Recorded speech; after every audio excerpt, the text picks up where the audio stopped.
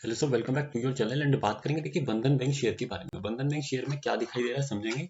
साथ ही मैंने last trading session में आपको एक वीडियो भी बना करके दिया था बंधन बैंक से रिलेटेड। मे बी दैट आपने ये वीडियो देखा हो। उन्होंने डिस्कस किया था कि अभी इस लेवल तक जाना तय है। क्यों डिस्कस किया था समझेंगे।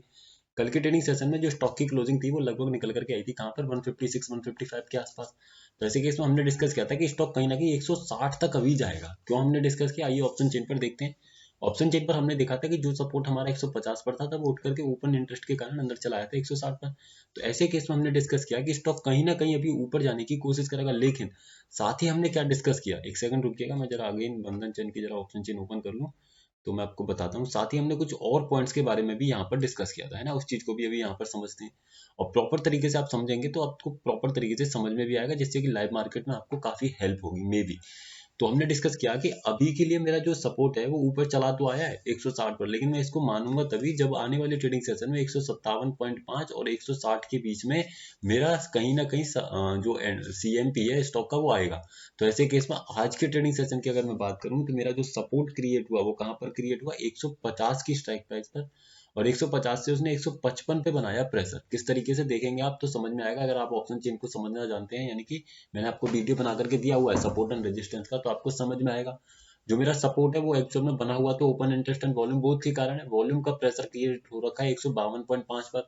वहीं जो ओपन इंटरेस्ट है उसका प्रेशर है 155 पर। तो ओवरऑल अगर समझा जाएगा तो यहाँ पर प्रेशर दिखाया जाएगा 150 से 155 की स्ट्राइक प्राइस पर बुलिश प्रेशर, है ना। तो ऐसे केस में क्या रहेगा, मेरे पास दो ऑप्शंस रहेंगे, अभी डिस्कस करेंगे।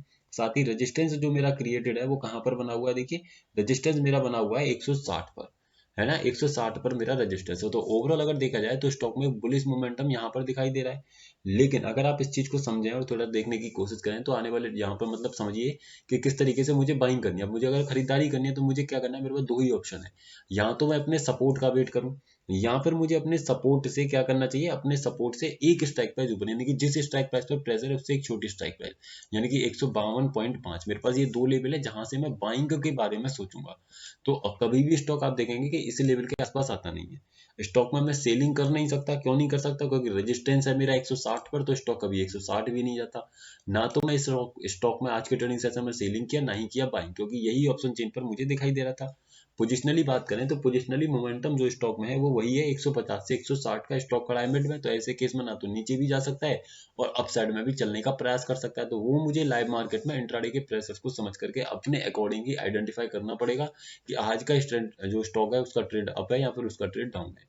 तो आई होप आप इस चीज को समझे होंगे। बाकी अगर देखा जाए तो स्टॉक में अभी के लिए कहीं ना कहीं 150 से 160 का जो रेजिस्टेंस सपोर्ट मेरा जो शिफ्ट हो गया, लेकिन अभी भी प्रेशर तो यही है। तो 150 से 170 का एक मोमेंटम मुझे स्टॉक में अभी के लिए दिखाई दे रहा है।